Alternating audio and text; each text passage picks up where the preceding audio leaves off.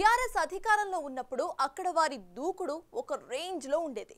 దానికి తగినట్లే ఆ పార్టీ ఆ జిల్లాల్లో బలంగా కూడా ఉండేది. దాంతో పార్టీ బాధ్యతలు అన్నీ కూడా భుజాన వేసుకొని సదరు నేతలు హడావుడి చేసేవారు. ప్రతిరోజు కూడా ఏదో ఒక కార్యక్రమంలో పాల్గొంటూ బిజీగా కనిపించేవారు. అన్ని కార్యక్రమాల్ని ముందుండి మరీ నడిపించేవారు. అలాంటి నేతలు ఓటమి తర్వాత ఒక్కసారిగా సైలెంట్ అయిపోయారు. అసలు క్యాడర్ కు కనిపించడమే మానేశారు వీరు. ఇంతకీ ఎవరా నాయకులు? ఏ జిల్లాకు చెందినవారు? Watch it.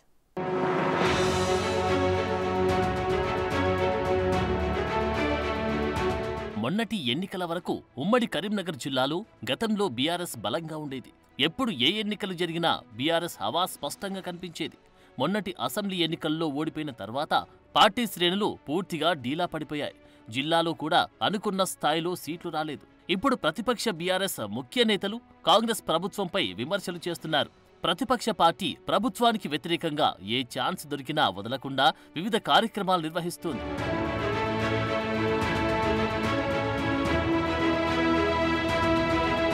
అయితే కరీంనగర్ జిల్లాలో అసెంబ్లీ ఎన్నికల్లో ఓడిపోయిన బీఆర్ఎస్ అభ్యర్థులు మాత్రం అన్ని కార్యక్రమాలకు దూరంగా ఉంటున్నారు.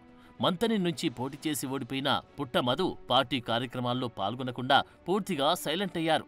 ఎప్పుడు శ్రీధర్ బాబుపై ఫైర్ అయ్యే మధు ఇప్పుడు నోరు విప్పడం లేదు. బీఆర్ఎస్ పిలుపునిచ్చిన కార్యక్రమాల్లో కూడా పాల్గొనడం లేదు. ఇటీవల కేటీఆర్ కాళేశ్వరం ప్రాజెక్టు దగ్గరకు వచ్చిన సమయంలో ఆయన జాడలేదు. ఎంతో దూకుడుగా ఉండే ఈ నేత పూర్తిగా సైలెంట్ అవడం పార్టీ శ్రేణులని ఆశ్చర్యపరుస్తుంది.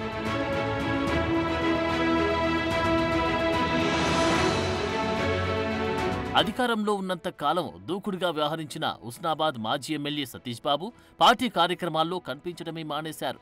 అంతేకాదు ఉస్నాబాద్ వాసులకు కూడా నల్లపూస అయ్యారంట. దాంతో అక్కడ నడిపించే నాయకుడు లేక బీఆర్ఎస్ శ్రేణులు పక్కచూపులు చూస్తున్నాయంటున్నారు. బీఆర్ఎస్ వర్కింగ్ ప్రెసిడెంట్ కేటీఆర్ ఉమ్మడి జిల్లా పర్యటనకు వచ్చినా ముఖం చూపించడం మానేశారు. ఆ క్రమంలో ఉస్నాబాద్లో అధికార పార్టీకి కౌంటర్ ఇచ్చే నాయకుడే లేకుండా పోయాడు.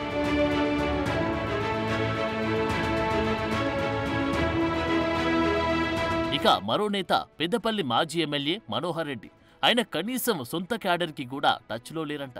కేటీఆర్ పెద్దపల్లి మీదుగా వెళ్లినా ఆయనకు ఫ్లెక్సీ కట్టించి స్వాగతం పలకడం కాదు కదా, ఆయన్ని కలవడానికి కూడా ఆసక్తి చూపలేదు.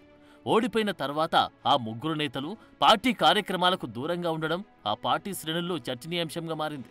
ఎప్పుడు యాక్టివ్గా ఉండే నేతలు సైలెంట్గా ఉండడంతో పార్టీ వర్గాలు పూర్తిగా డీలా పడిపోతున్నాయి.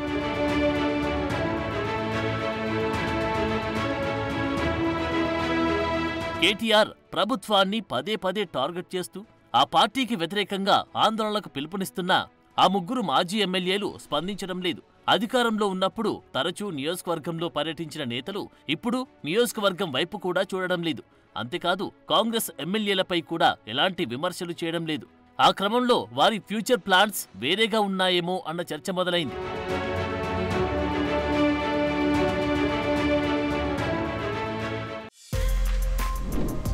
For more videos like this, subscribe Big TV channel.